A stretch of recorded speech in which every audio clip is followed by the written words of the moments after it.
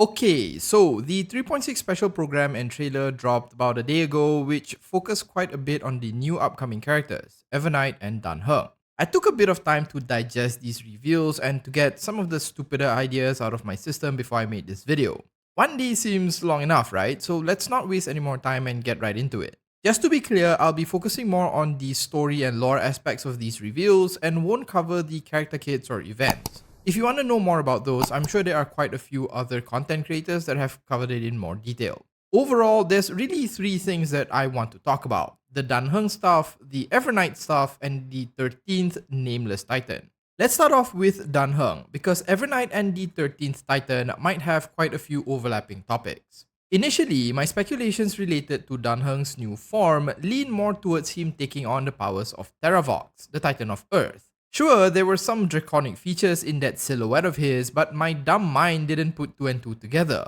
In the special program, it's mentioned several times that his powers are likely a combination of the core flame as well as an exploration of the path of permanence. Albert mentions that Danheng will be taking a step towards the path of permanence, and phrases like the way of the permanence and everlasting existence was mentioned a few times, which makes it pretty obvious that Danheng's powers are related to this path. To add to that, Himeko also mentions that unlike his Imbibitor Lunae form, which materializes the Azure Dragon of Water, this form uses the Golden Dragon of Earth instead. What all this amounts to, at least in terms of the lore, is that it might hint at what actually happened to Long, the Aeon of Permanence. If you didn't know, the race that Danheng belongs to, the Vidyadhara, have followed the path of permanence long before they allied themselves with the Xianzhou.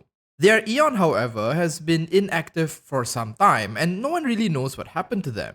The story goes that Long once traveled the cosmos in search of the meaning of life itself. They eventually found their answer, and it became known as the revelation of the permanence. It's unclear what exactly the details of this revelation is, but some have speculated that Long's meaning of existence is to be the timeless nature of one's greatness. But how does one become or embody the timeless nature of one's greatness? Some among the Vidyadhara speculate it's tied to the reincarnation cycle and the continuance of their bloodline. Achieving a pseudo-immortality allowed them to preserve the timeless nature of their sense of self. However, with the 3.6 trailer, another thought crossed my mind. There is another way to be immortal and permanent in a sense, and that is to be remembered. If you exist in the memories of an individual or even concept, then as long as those ideas remain, so would you. The physical body can be easily killed, but ideas and concepts are near impossible to get rid of. Unless you're Mythus, but that's a whole other conversation. In any case, what this might mean is that Long might have split themselves and perhaps embedded their consciousness into concepts that exist across the cosmos, and by doing so, achieved somewhat true immortality. What's really interesting about this is that we might actually have found out what the end game would look like for Dan Heng. You see, in the special program, they mentioned that Dan Heng unlocked this form not only due to the core flame, but also his desire to protect those closest to him. So maybe as he continues journeying with the Nameless, he will continue to unlock more aspects of Long, and at the end, become or embody the Aeon themselves. This idea is also in line with the concept of rebirth, central to permanence, as when Danheng collects all the colors of the dragons, Long will likely become whole once more. This is just a random idea that came to me, by the way, and in reality, it could just be that it's plot convenience to give Danheng a new form. Regardless, I do think, or rather I'd like to believe, that this reveal has shined some light on the currently missing Aeon of Permanence and what it might mean for Danheng's story long term. It would be a bit of a shame if it was just something drummed up for convenience. Now, let's move on to the next thing I want to discuss, the 13th Titan. In the special program, we are told that we will be visiting a place that holds a record of an unknown past, a data repository tucked away in the deepest parts of Amphorius, long forgotten by others, the tomb of the Nameless Titan. Here, the colossal storage matrices flicker incessantly, recording an unknown past, and given Remembrer's obsession with history and memories, is likely the reason for their presence on Amphorius.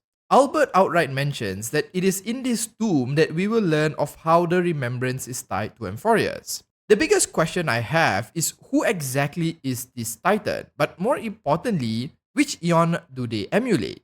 As you know, the Titans were created from the basis of the 12 factors, meaning they are constructs mirroring existing eons. So, if they are copies of the existing eons, the main question here is who does the 13th Titan truly represent, and why have they been sealed away? Let me try to answer that second question first. During this conversation, Albert mentions that Amphorius is less a place where paths intersect and more a place where paths battle to the death. This implies that whoever this 13th Titan is might be an eon that has long since gone. If the Amphorius experiment started many Ember eras ago, perhaps there was an eon that existed back then that is no longer around today. So what might have happened is that halfway through the experiment, the eon disappeared, and Ligus merely updated the parameters of his experiment to remove this Titan from the equation. In a practical sense, Ligus likely just stored this Titan away as their role as one of the factors of existence became subsumed under another path or function.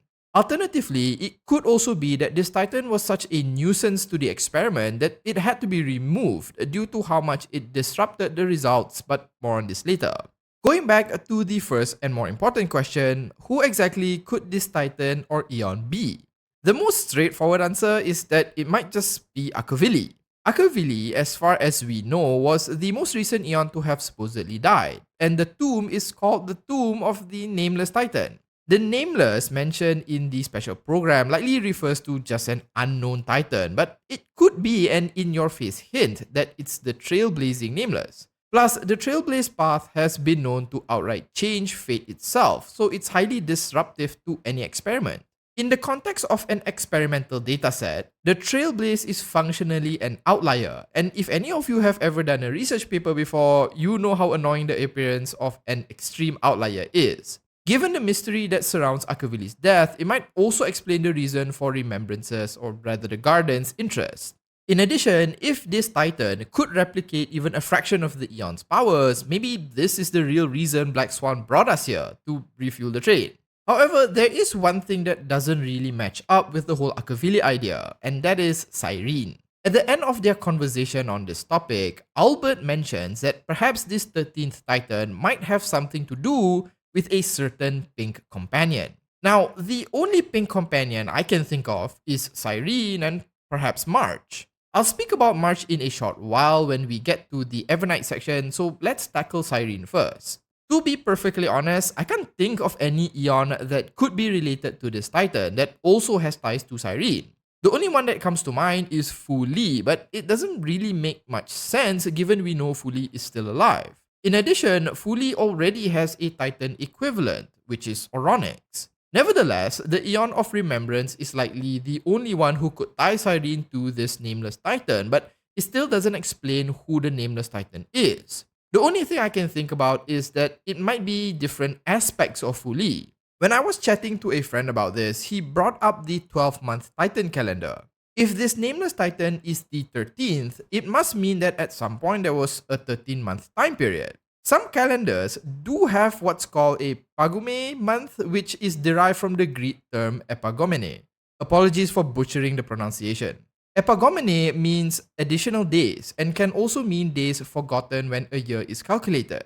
Essentially, it's used to consolidate extra days added to the end of a calendar year to align it with the solar year. This happens mostly due to pre-Gregorian calendars using lunar cycles as a measure of days. This concept actually aligns quite well with Cyrene's story in that when she took on the mantle of time, she essentially consolidated most of the mismatched time of Amphorius as part of herself. So it could be that the 13th month relates to Cyrene in this way.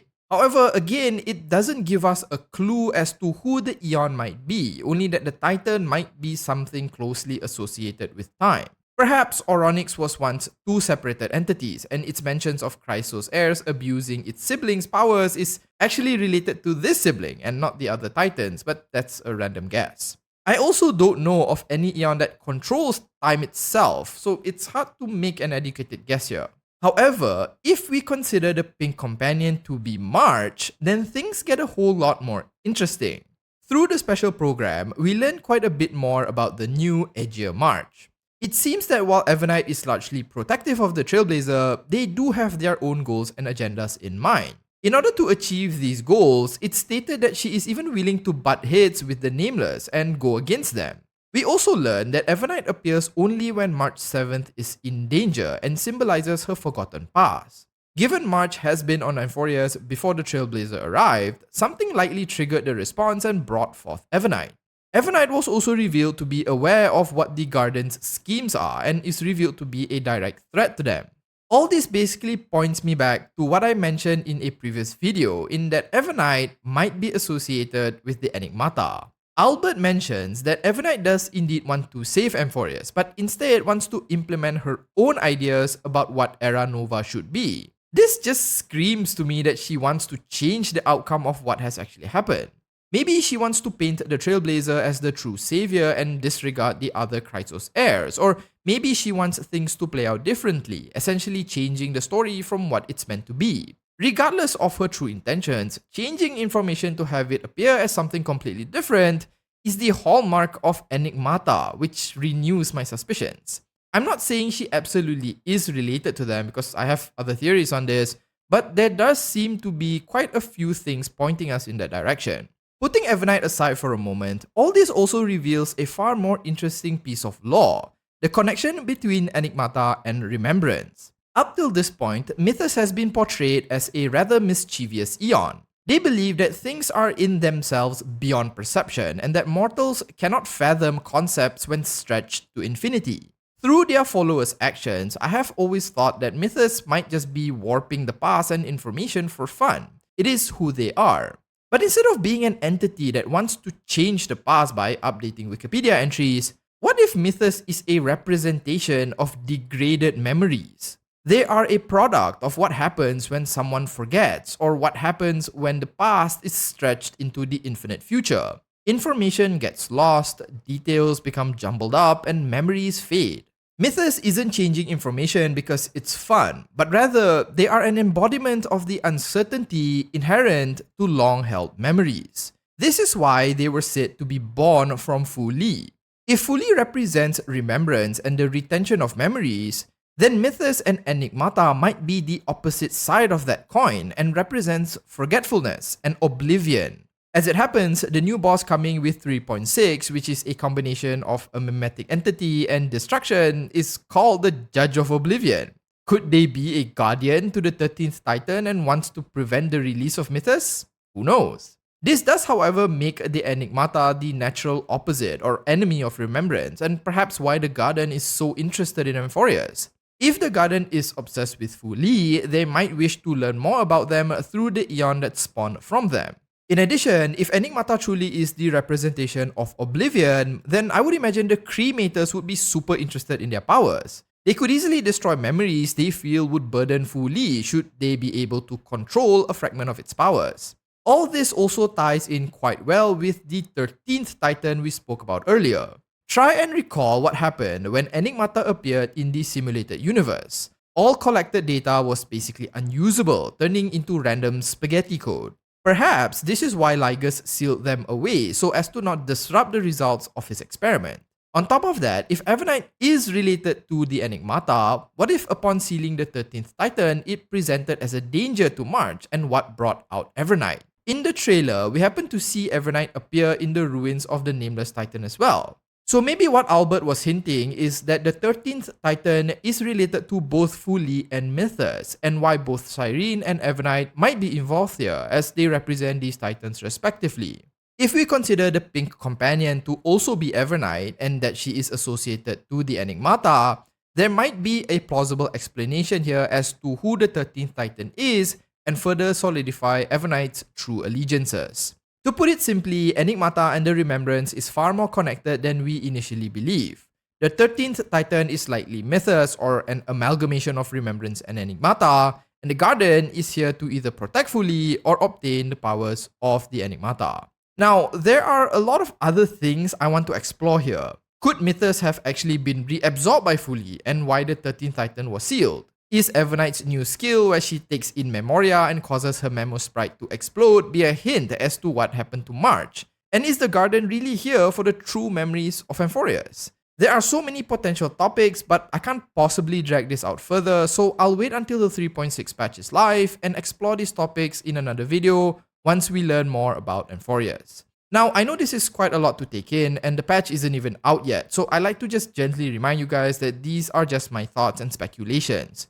We won't know any of these things for sure until the story actually comes out, so take what I share here with a grain of salt. I also can't remember every detail as I'm kinda writing this just after seeing the trailer, so if I missed out on a crucial detail or something, feel free to point it out down below. All in all, I'm looking forward to the next part of the story and the theories that might come with it. Do you think any of these ideas are plausible, or do you have your own thoughts after seeing the special program? Share your thoughts in the comments. If you found the video entertaining, informative, or even helpful, do consider liking and subscribing to the channel. Thanks so much for watching, and as usual, have a nice day.